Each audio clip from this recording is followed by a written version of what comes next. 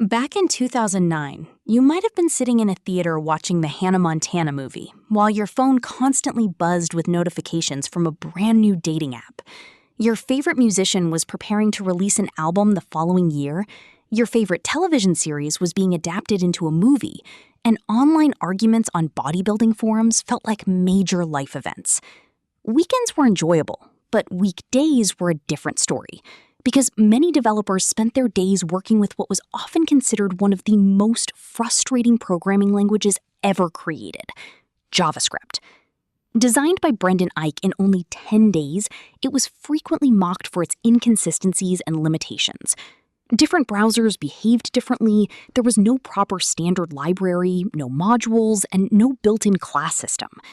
At the time, developers who specialized in JavaScript were often looked down upon compared to programmers using more established languages.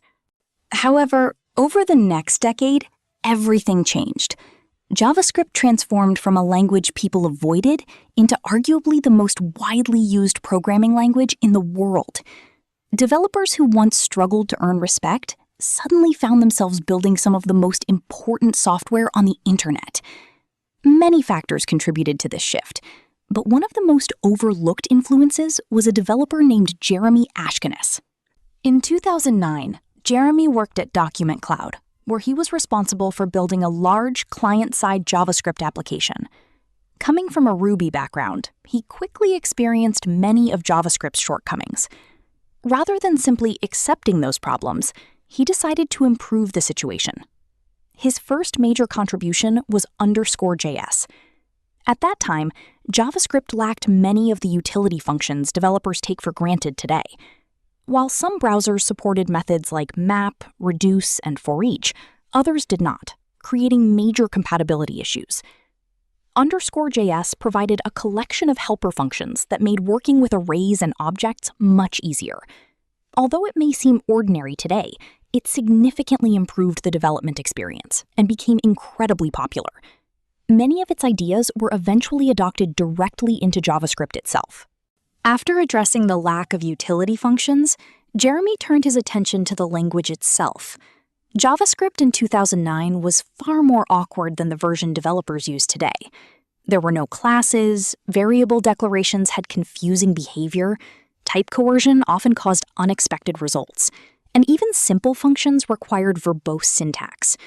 To solve these issues, Jeremy created CoffeeScript, a new language that compiled into JavaScript. CoffeeScript introduced cleaner syntax and removed many of the language features developers disliked. It quickly gained momentum. Ruby on Rails creator David Heinemeier Hansson embraced it, and Rails 3.1 even shipped with CoffeeScript as the default JavaScript preprocessor. Companies such as GitHub and Dropbox adopted it, and for several years, it became the preferred choice for developers building serious web applications.